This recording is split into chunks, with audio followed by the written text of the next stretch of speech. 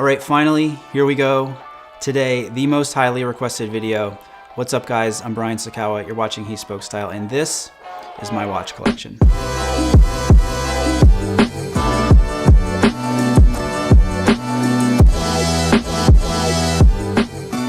So people always ask me, when did I first get into watches? And I don't really have a good answer to that. I do remember always being intrigued with watches. I can't really pinpoint what the fascination was.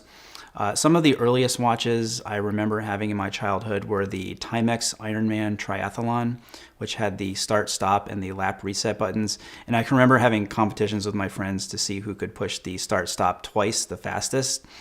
I also remember that the first watch that I sort of lusted after was this kind of neon yellow and teal swatch. And if I recall, it did have a rotating bezel.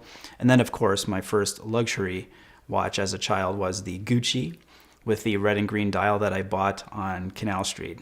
But needless to say, over the years, I've always maintained a sort of passive interest in wristwatches, but it wasn't until the last 5 years or so that I really got started going down the very, very deep rabbit hole of wristwatch fanaticism. And I know there are some of you out there that can sympathize with that. So that brings us to my personal watch collection, which right now is about 10 watches. I'm not going to go through them in any particular order of acquisition or anything like that, so let's just get right to it.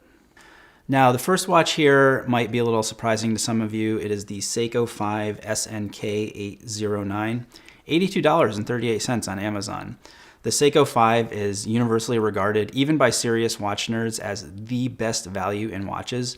You get a fantastic automatic movement for under $100, which is like, what, This is an easy everyday watch to wear. I love the size at 37 millimeters.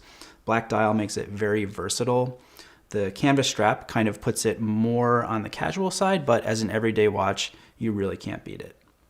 Next up is the watch that was my very first new luxury watch. This is my Rolex Datejust reference 116234.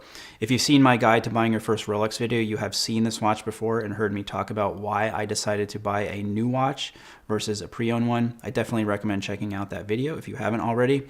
It took me a long time to figure out what exact Datejust I wanted. Obviously, I went with something that is extremely classic and that I feel matches my personal style very well. This is the 36 millimeter version in steel and white gold, silver dial, Jubilee bracelet, stick pin hour markers, and fluted bezel. This watch is very, very special to me. I got it to celebrate a milestone with He Spoke Style, and it will always be in my collection. So not long after I got my Datejust, I became obsessed with the Rolex GMT Master. First, I loved the look of it with the blue and red bezel, especially the ones that had faded a little bit over time. And then finding out more about the history of the watch, which was introduced in 1954 for Pan Am pilots, and that it really was and is a tool watch, which allows you to tell the time in 2 different time zones at once. So I became obsessed with this watch, and then I actually became obsessed with finding one from my birth year, which is 1977. So the watch I eventually found with the help of my friend James Lambden from Analog Shift is this one, my reference 1675 5.2 million serial number, which dates it to 1977. I love this watch. It's such a classic sports watch. I always take this with me when I travel, and I use the bezel to keep track of the time back home. I like it on the bracelet a lot, though this is not actually a period correct bracelet. I also do like to swap out the bracelet for a leather or suede strap sometimes and a NATO strap in the summer. This next watch is the Cartier Drive. This is the original example from 2016, which was the first year they introduced the Drive. This was a very different kind of watch for Cartier, which is one of the reasons that I liked it. With this watch, they were trying to introduce something that was more specifically aimed at the male consumer, and this watch is said to have a bit of an automotive inspiration. There's a lot of subtlety in the dial of this watch that I like, the black dial version that I have especially. There's the guilloche on the inner part of the dial and the runny sub-second style. The hands almost blend in, but not. You kind of have to turn it a certain way to catch the light, which just reveals more of the intricacy of the dial. And I know date windows can sort of like divide people, but I think this is a really well-positioned and unobtrusive date window here. Very cool watch. All right, moving from a more contemporary Cartier design to a more classic one. This is my Cartier Tank Americaine. This is the 100th anniversary version, medium size, steel case, silver dial, blue leather strap, and deployant buckle. This is a very special watch to me. This is the watch that my wife gave me on our wedding day, and on the case back you can see inscribed our wedding date. I love the Tank Americaine because I think it's one of those kind of under the radar watches in the Cartier Tank lineup. It's obviously extremely classic, super elegant, and just different, you know? You see Tank Solos all the time, but the Tank Americaine is one that you don't see that often, which to me makes it even more intriguing. Next up is a heavy hitter in my collection. This is, of course, the Patek Philippe Nautilus 5711, a watch that really needs no introduction. If you're into watches at all, you know what this watch is all about, and you know how difficult it can be to come by. So I've heard that there are like waiting lists of like 5 to 10 years long for this watch, and as a result, it commands an absolutely absurd premium on the secondary market. So you're probably wondering how I got this, and it's actually a pretty good story. So when my wife and I bought our house a little over a year ago, just about across the street is a Patek AD. So I immediately went in there, inquired about the 5711. Of course, I was laughed at, told the list was 60 people long, people all over the world, and this and that. And I said, all right, whatever, you know, just put my name on the list. By the way, I live across the street from you. I'm local, not just some random guy who's going to take this watch from you and flip it. So I left it there. Then over the next couple months, I'd periodically check in, stop into the shop, just so he knew that I was serious. And I remember the last time I called him was on a Friday. And then the very next Monday, he called me and said, Brian, I'm going to do you a favor. I have a 5711 here, a blue dial. If you want it, it's yours. So obviously, in complete shock, I talked to a couple collector friends of mine, and they say, if you don't take this, you're an idiot. So I had to put my money where my mouth was, and I got the watch. I would consider all of the watches in my collection to be favorites, each in their own way, but there's really something very, very special about the 5711. The design is classic, one of Genta's most famous designs next to the Royal Oak. The movement is finished exquisitely.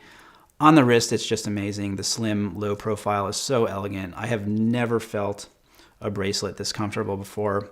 The watch itself is kind of unassuming, which I like, and it's also very versatile. So this is one of my everyday watches and one of my favorites in my collection.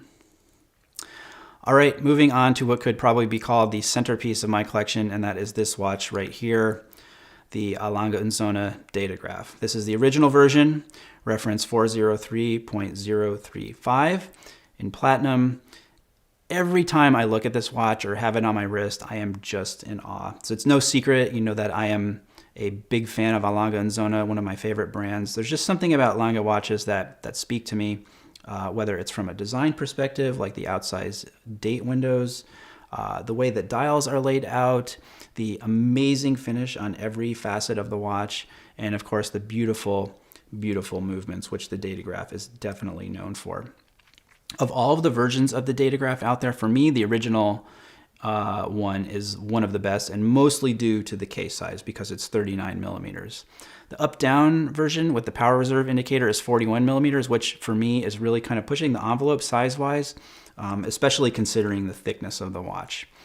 The chronograph mechanism is one of the most buttery smooth that I have ever felt before.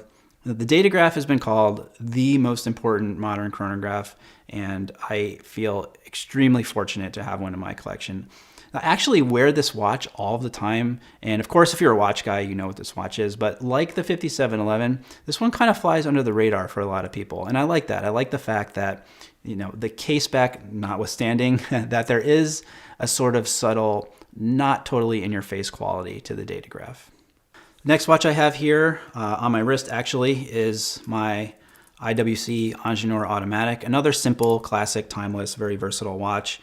Speaking of versatile, I did do a styling video for this watch wearing it with 3 different outfits, so definitely check that out if you haven't already. There are a couple things that I really love about the Ingenieur. One, again, it is sort of that under the radar watch for IWC. You know, it's not the big pilot, it's not the Portuguese line. Another thing is that it has in its design history a version that was created by Gerald Genta. That one was the Angenieur SL reference 1832 from 1976. And although the new version, which I have, more closely resembles the original from 1955, I do like that there is a little bit of Genta in this watch's DNA. Next up is the Tag Heuer Carrera Blue Dreamer, which was the first watch collaboration that Waco did with the Rake and Revolution. This was a limited edition of 100 pieces. I wanted this watch as much to support my friend as I did just because I think it's a really beautiful, beautiful piece and extremely unique. This watch was meant to evoke this sort of luxury, leisurely sportiness of the French Riviera with all the different blues on the dial. And I know that Way is also a very big fan of Kinda Blue by Miles Davis, so there's that sort of inspiration in there as well. This is my summer watch. This is the one I always have on when we go to the pool. Now, one neat thing about this is I actually have number 4 of 100, which I requested. So on the case back, it says 004/100. Now, if you take off the first and the last 0, you have my birthday, October 4th. So there is also like that little bit of personal meaning in this watch to me as well. Final watch here is another collaboration. This one was between Hodinkee and Swatch. This is the Swatch System 51 Hodinkee Vintage 84. So I got this watch mostly out of personal nostalgia for the Swatch that I had when I was in 7th or 8th grade. This one is a lot more understated than the neon yellow and blue version that I had way back when, but the coolest thing about this watch is actually the case back. It's an automatic movement and it just looks so cool. So that is my current watch collection. I think looking at it as a whole, that overall it really reflects my personal style in that all the watches are simple, classic, and timeless in one way or another, even though the majority of watches in my collection are modern watches. Now, as everyone who has been bitten by the watch bug or infected with the watch disease knows, there is always that next watch that you want to acquire. So I'm no different. And I thought I would share quickly some of the watches that I would love to have in my collection someday. First, which is the absolute highest on my priority list, is a Lange 1, one of the most beautiful and perfect modern watches in my opinion. There is no other dial like this, just so unique and interesting. And personally, I'd like to have one in rose gold with a silver dial. So next, I really think I need more gold in my collection, and it doesn't get any more gold than this, the Audemars Piguet Royal Oak 15202BA with the gold dial also. Probably not going to be happening anytime soon unless I decide to sell my 5711, which isn't happening. So anyway, a guy's got a dream. Next is the Rolex Explorer 1016. As far as vintage Rolex goes, or attainable vintage Rolex, I should say, it really doesn't get much better than the 1016. Back to the gold side of things, another classic, the Vacheron Constantin Traditionnel, but the boutique edition with a really interesting pattern on the dial. There is an interesting Cartier that I would like to add to my collection, and that is the Monopusher chronograph. You don't see those that often, and I just think it's a really, really cool piece.